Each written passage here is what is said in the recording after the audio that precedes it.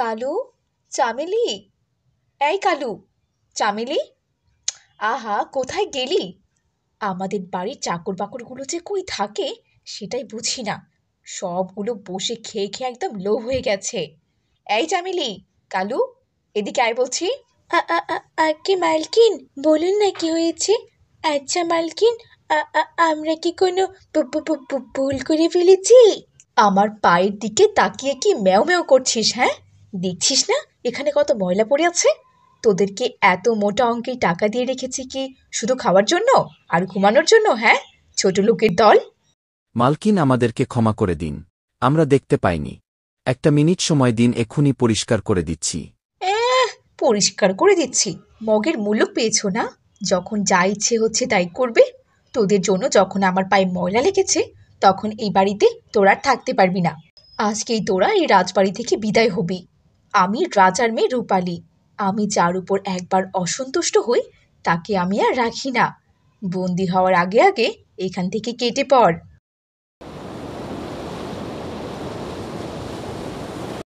আরে বাহ, আমার বাগানে খুব সুন্দর ফুল ফুটেছে। কি চমৎকার দেখাচ্ছে। তবে যত সুন্দরই হোক না কেন, আমার থেকে বেশি সুন্দর নয়। আমার কি নেই? হ্যাঁ, রূপ, যৌবন, টাকা পয়সা, খ্যাতি, সব আছে সব। আমাকে দেখলে আকাশের পরীরাও লজ্জা পেয়ে যায়। বলছি কি মা, আমাকে কিছু দান করবে? আমি খুবই অসুস্থ মানুষ, যদি কিছু দিতে। কি, তোর এত বড় সাহস? তুই রাজকন্যাকে মা বলে ডাকলি? আর তুই আমার এই ফুলের বাগানে ঢুকলি বা কি করে? হ্যাঁ, আসলে মা, গেটটা খোলাই ছিল, তাই আমি ঢুকে পড়েছি। আর মারে, আমি পাশের গ্রামের, শুনেছি রাজা মশাই নাকি খুবই ভালো একজন মানুষ, তাই আর কি এসেছিলাম তার কাছে একটুখানি সাহায্যের জন্য। দাঁড়া, দেখাচ্ছি তোকে মজা। প্রহরী, প্রহরী, এই ভিখারিকে এক্ষুনি এখান থেকে ঘাড় ধাক্কা দিয়ে বের করে দাও। আর এই ভিখারি আমার ফুলের বাগানে ঢুকে পড়েছে কি করে? হ্যাঁ, ও যেহেতু এখানে ঢুকে পড়েছে তাই আমি আমার বাগানে একটা ফুলও রাখবো না। আমার আশেপাশে গরিবদের কোনো ছোঁয়া আমি রাখতে চাই না। মা রূপালী, এই হচ্ছে রবিন, আমার বন্ধুর ছেলে, যার সাথে আমি তোর বিয়ে ঠিক করে রেখেছি। ও আচ্ছা, আপনাকে বিয়ে করার আগে আমি কিছু প্রশ্ন করতে চাই। আচ্ছা ঠিক আছে। আমাকে আপনি বিয়ে করবেন, আপনার কি যোগ্যতা আছে? আমি তো জানি আপনাদের অবস্থা এখন খারাপ, তার উপরে আপনার চেহারাটাও একদম ভালো না। আমাকে আপনি কিভাবে বিয়ে করবেন শুনি? আপনি তো অত্যন্ত লোভী একজন মেয়ে। আপনার প্রশ্নের কি উত্তর দিব? একটা মেহমানের সাথে কিভাবে কথা বলতে হয় সেটুকু তো আপনি জানেন না। রূপালী, তোর মুখে লাগাম দে, তোর জন্য আমার বন্ধুত্ব শেষ হয়ে যাবে মনে হচ্ছে। আর তুই জানিস না হয়তো, ওর বাবার জন্যই আজকে আমার এই পজিশনে আসা। তোমার যা ইচ্ছা মনে হয় তাই করো। তোমাদের জন্য তো আর আমার জীবন আমি নষ্ট করে দিতে পারি না, তাই না? আমি যাকে তাকে কখনোই বিয়ে করতে পারবো না। আমি যাকে বিয়ে করব তাদের আমার থেকে 3 গুণ সম্পত্তি বেশি থাকতে হবে। রূপালী, এটা কিন্তু তুই ঠিক করলি না। রবিন এখান থেকে অপমান হয়ে চলে গেল। তাতে আমার কিছুই করার নেই। কেউ যদি আমার কথায় অপমান হয় তো আমি কি করব? আর আমার বিয়ে নিয়ে তোমাদের এত মাথা ঘামাতে হবে না। আমি নিজের পাত্র নিজেই খুঁজে নেব। বামুন হয়ে চাঁদ ধরতে এসেছিল, হুম, দিয়েছি একদম ঘুচিয়ে।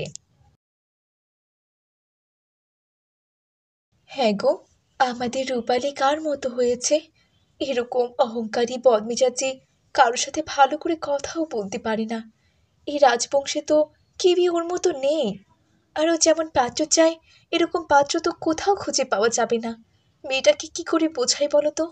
রানী, তুমি চিন্তা করো না, আমি দুদিনের মধ্যেই যোগ্য পাত্র খুঁজে বের করব। রাজা মশাই, আমাকে একটা কাজ দিবেন। দুদিন ধরে কিছু খাই নাই, খুবই অভাবে আছি, তাই আপনার কাছে এসেছি একটা কাজের জন্য। তুমি আমার মেয়েকে বিয়ে করবে? এটা আপনি কি বলছেন রাজামশাই? আপনি কি আমার সাথে মজা করছেন?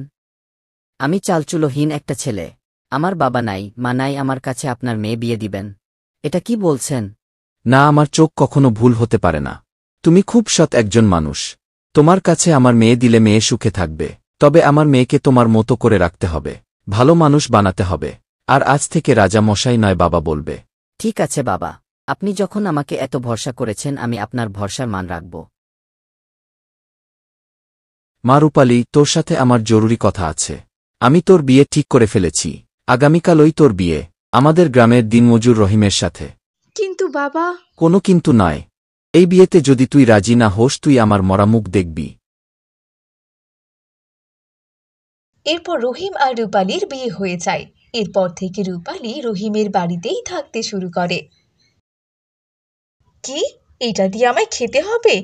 না না বাবা, আমি পারবো না। দেখো, আমার অবস্থা ভালো না, আমি দিনমজুর একজন মানুষ। আমি যেটা নিয়ে আসব তোমাকে সেটা খেয়ে থাকতে হবে। তবে আমি তোমাকে অনেক ভালোবাসি। রূপালী রহিমের বাড়িতে ঘুমাতে পারে না, ঠিক মতো খেতে পারে না, আবার বসতেও পারে না। সবকিছুতেই তার অনেক কষ্ট হয়। আর এরকম করতে করতে রূপালী একদিন অনেক অসুস্থ হয়ে যায়। দিন রাত জেগে রহিম রূপালীকে সেবা করতে থাকে।